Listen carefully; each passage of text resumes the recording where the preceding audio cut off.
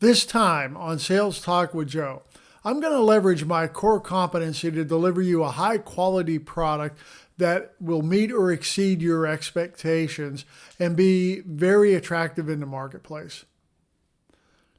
Whether you've been in sales for years or just starting your sales career or even just considering a career in sales, Sales Talk with Joe is designed to help you become more successful.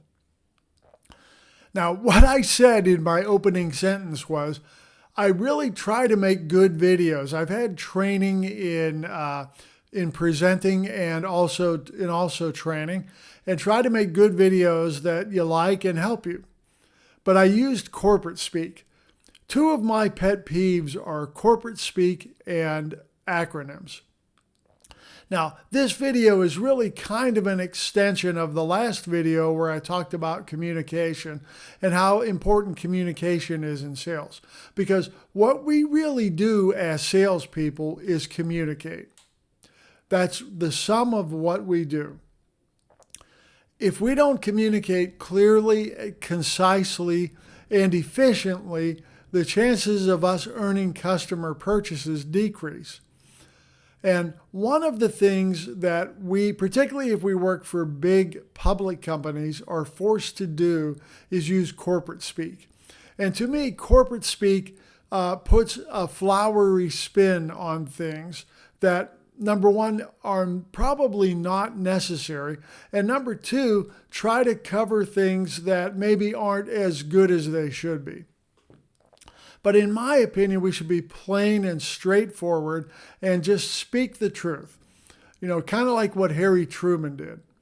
Not put flowery spins on things and use flowery corporate language. Yeah, I know bosses like that. I know corporate people like that. And frankly, I had to do it. There were times when I was in companies and corporations and I had to put the right language to what it was I was saying. But I detested it the whole time. And to me, it needs to end. We've got to be plain and straightforward and straight spoken so that people understand the reality of a situation, the reality of what we're trying to say, and can quickly and efficiently react to what we're saying. So that's my rant about corporate speak. Now, my problem with acronyms is that quite often, acronyms, I would receive a message from somebody with acronyms in it, and I would look at it and go, what in the world does that mean? I'd have to stop and Google it and try to figure out what it means.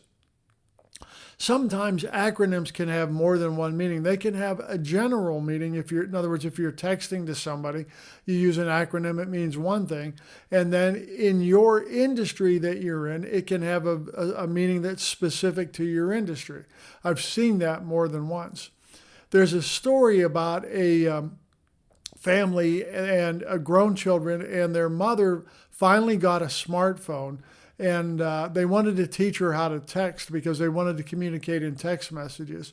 So they showed their mom how to use the phone and how to text, and even showed her some real popular abbreviations or acronyms that they used for certain phrases and certain statements.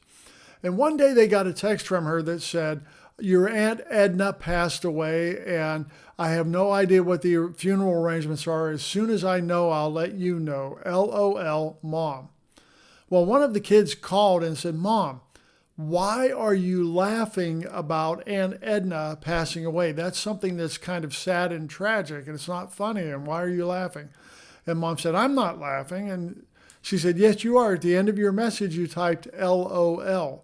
Do you know what that means? And Mom said, yeah, it means lots of love. And she said, no, and explained to her what it means. And of course, Mom was mortified after that. Unfortunately, that only went out to her family, so everybody did get kind of a good laugh out of it. But I don't know if that story's true or not, but it kind of illustrates the problem that can come up with using acronyms. I heard a comedian one time talking about using acronyms and abbreviations, and he was talking about the abbreviation or the acronym ID. And he said, now think about what we're abbreviating or using an acronym for. He said, I is short for I. You're really not saving anything there. And D is short for identification. And he said, if you take the word identification alone, it doesn't really mean anything, or at least what you want it to mean.